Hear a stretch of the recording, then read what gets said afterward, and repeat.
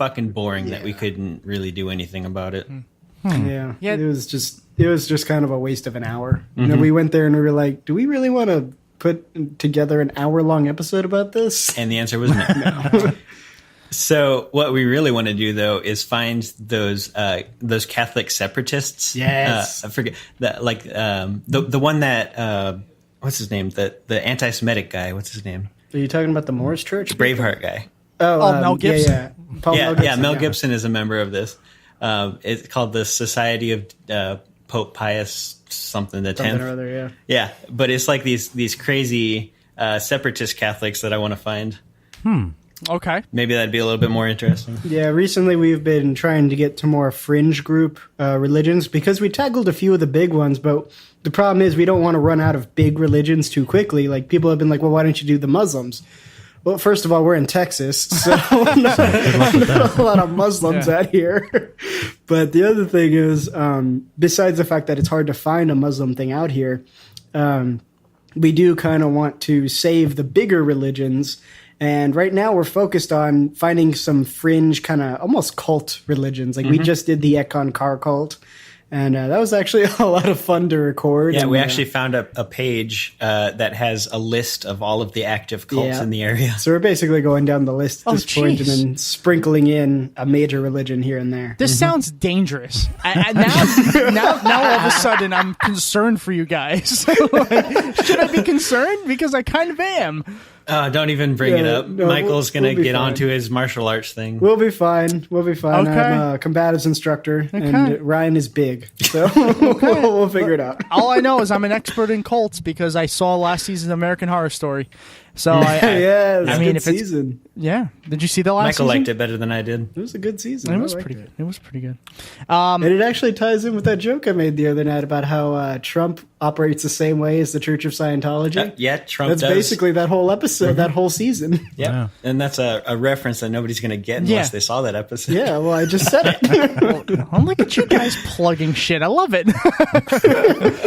I don't even know what we were plugging. Which one was that? That was the voice from the Underground guys. Oh, okay. There you go. Or when they were on our show, Okay. So organized. So now that we mentioned Donald Trump, I think we should maybe get into somebody talks about me for once. This is our forte, if you will. So I assume you're from Texas. You probably both love Donald Trump. So let's start with your love affair with Donald Trump. I mean, what can you say about the guy? I mean, and nothing. Narcissism. I'm waiting for my 130,000.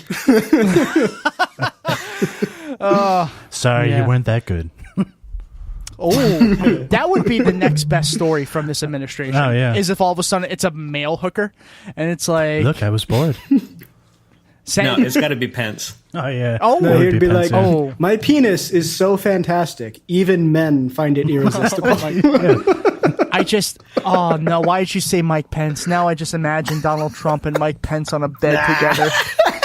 Oh, good. That'll keep you warm for the rest of the night. Mentally scarred. No, you know that fanfic exists. Yeah. Oh, it 100% has to. We should probably find some. I'm not gonna lie. But here's my fear: is like I don't want to Google that because I don't want my search to start like redirecting me to these kind of things. Like this is what you want. just do the incognito window. It'll be fine. Yeah, they totally don't want Nobody will that. know. No. So, okay, all jokes aside, you guys are liberal Texans. So, Hell yeah. First of all, what happened that made you guys break apart from the good old Texan way? Well, damn. Yeah, I guess we got our own. I think Michael should start this. first. Okay. Well, first off, I'm Mexican, so that right there is that'll help. Very, that'll help. Excuse me. Wrong. Excuse Lock me. 'em up. If I knew, if I knew, I wouldn't have invited you on the show. I'm very. Nope. This is really wrong. Really wrong. I had a girlfriend one time in Build the a past. firewall. She invited me out to meet her family, and I didn't realize just how redneck her family was. And I forget how it came up, but it came up that I'm Mexican. Oh, God. And one of her relatives literally said, Do I need to call Arizona? Oh my God. I was like, oh, excuse me. Wow. So being Mexican, what gang are you in? Yeah, right. Jesus Christ. You know, the linea is pretty strong. You know, we got some cartel relations out here in San Antonio. I'm surprised you speak such good San English. Antonio. Yeah, I mean, we had to go through the whole like the Clockwork Orange, you know, where they held our eyes open and stared at a screen with English words. That, Oh, yeah, that, I've that to- I've reference totally means seen that nothing Every to time Tom. I've totally seen that movie. It's a great movie. That's Oh a, yeah, Tom doesn't watch movies. That's a movie, right? That's not an Yeah, album? No, It it's a sounds movie. like a It's a Rush comic album. book. Okay. Isn't that a Rush album too? Clockwork Just Orange? saying? No, It's a it's comic not. book. Oh, no? No. Okay. I don't thought like Rush. They're I like overrated. Rush too, but I thought that was... Wait, you don't... Oh, don't start... no. Moving on! So anyway, All right, So no, you're derailed Mexican. that. yeah, so Mexican. you're a Mexican next. Yeah, so generally my whole family is pretty leftward leaning. But I also didn't have really any like religious influences since I was young. My mom, for a long time, she was a single mom. And then my dad came into the picture, but she was actually raised, as a kid, she had to be raised as a Jehovah's Witness. So as soon as she turned 18, she was like, fuck that noise, and moved away and stopped doing that. And my dad was raised Jewish, and same kind of story there. He, you know, once he was 18, he pretty much just stopped practicing at all. Okay. So in the house, religion was never really like a thing we even talked about. And generally speaking, we were pretty like pro, you know, everybody should have rights kind of deal. Like my parents ended up finding a home at a UU church, and they're very socially progressive. So that's kind of what I grew up in, on and off. I wasn't really a regular member very often. I was kind of involved in the teens group later on, but I did learn a lot of like progressive social values there. Okay. But besides that, like I was never brainwashed as like a conservative religious person from the onset. I feel attacked. Yeah, well, like there was like like a 6 months to a year period in high school where I figured, oh, I guess I'll be a Christian because I didn't have a religious identity and everybody else around me was Christian. So I was like, oh, play for the winning team, you know, like what the fuck. And then that only lasted again like a 6 months to a year before I actually started like reading the Bible and you know analyzing the apologetics and going, oh, this is bullshit. So, Did you get to the part with the talking snake, and that was about the time you gave up, or was it? I actually read the whole thing. I read the whole Bible. Yeah, we've both read the whole thing multiple times. But it was really the shit where it was like, you know, I'd talk to friends who are Christian. They're like, isn't the Bible so great? And Jesus is just like this real happy, fuzzy character. He's just going to give you a hug. And I was like, there's slavery in here. Like, what about this part about the prostitute being cut up by her master? What's up with that? That is fake news. She wasn't cut up. She was just really cut, like working out. Well, go ahead, Donald. Read us another passage did it from to herself. 2 Corinthians. That's about all. That's all I know from 2 Corinthians. 2 Corinthians walk into a bar. Now I'm president. Okay, so I'll ask you this: on a political scale, left, because it's America, so we can't go too far left. That's not a realistic, you know, possibility. Dirty commie. So, yeah, exactly. So, on a scale, are you as far left as Bernie, center like Obama, or right like Trump, or obviously in between? You can pick your own politician for this one. This is a fun game. Is it? Pick your politician. I like it. I find that it varies with the time. Like I'm not a person, again, I didn't really grow up with any like political identity. Like my mom is like, oh, vote Democrat. And my dad's like, I don't give a fuck. And so that's kind of the attitude I went with. It was like, I don't give a fuck. But as I got older, because I didn't have like the sort of party dog whistle thing burned into my mind, I would go on an issue by issue basis. Like who's got the better idea here? And sometimes neither side had the better idea. So I guess, I don't know, it depends on the race. It depends on the time. But most of the time I'm like moderate leaning left, I guess you could say. Okay. I would say. Yeah. Okay. Which And for Brian's got his own story. Which for a Texan, by the way, is like communist. I just want to put that so I let That's you know. fucking true. That's fucking true. Yeah. I'm pretty sure they think we like burn flags in our front yards and Yeah, everything. I actually had somebody say that Richard Spencer was a centrist. Oh, He's a white centrist. Yeah. Well, he is white centric. So. Yeah. So, my story is quite a bit different from Michael's. We became friends when we were 12 or so. We went to the same middle school. So basically, diaper buddies. Sure. You had My new cover band. diaper buddies. What is that? The Rugrats Look, cover that's band? I don't even know what that it's could not be. our job to figure out what they are. That's I just have to right, say sir. them. Sing lullabies. You do tributes to the Wiggles. Yes, I like it. I like it. But my real concern before you go on is diapers. 12 years old? Something else you want to tell us? It's a Texas thing. Yeah, have you eaten Tex-Mex? Okay, fair.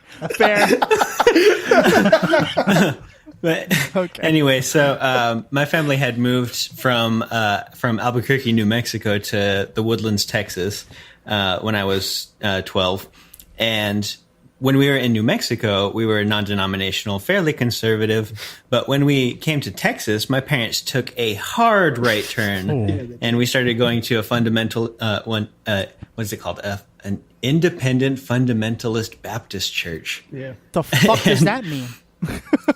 Well, exactly what it sounds like. It's a lot of words just to say bigot.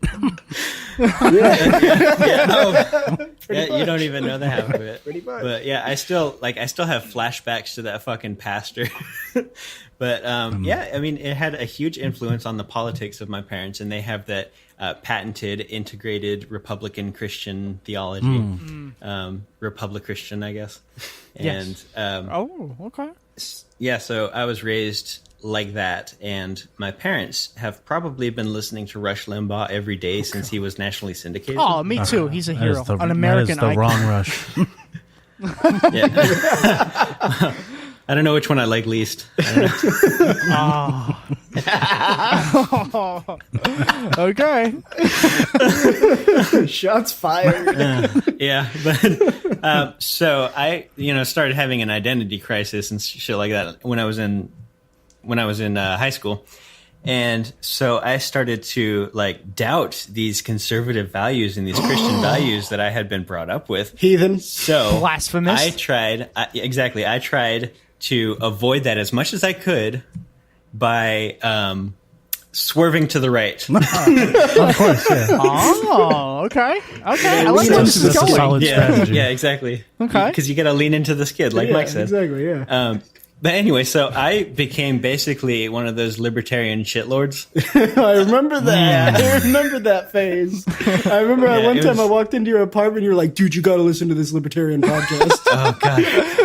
I'm sorry. You made me I think listen it was to an Dave hour Rubin. of it. Yes. Oh, my God. You made me listen to an hour of it. Wait, what podcast was that? Dave Rubin.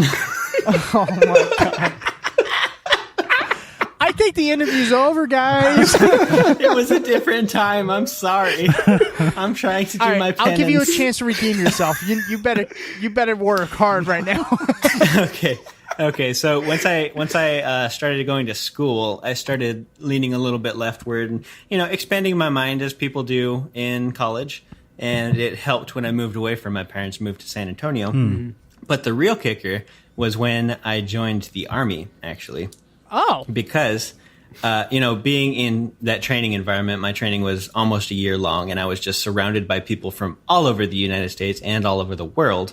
And when you're surrounded by that much diversity, it's very, very difficult to maintain a conservative outlook. And so, I would imagine so. Yeah. Before you go on, where'd you get shipped off to? I was just Austin. I did 2 tours, but they were local. So Oh, okay, I stayed. okay. I was in Washington State and Austin. Yeah, it was pretty nice, but my politics just kept drifting left and left and left from there.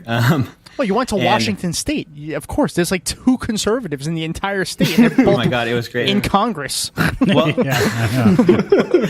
no, there are conservatives. They're just on the other side of the mountain. They know their place. Yeah, that's where they belong. Exactly. That's where they should Where go all the back to, trolls by the way. I think the movie The I wish Village I was could go about back them. to Washington. Yeah. No, that was The Deliverance. That was The Deliverance. Okay, Tom. You don't know either of those movies. I saw The Deliverance. You keep calling it the The Deliverance. Deliverance, yeah. Oh, it's Well, not he calls the it the Google Deliverance. too, so you get used to it. It is Google, yeah. the Google. Go on the Google and type in Google. It'll be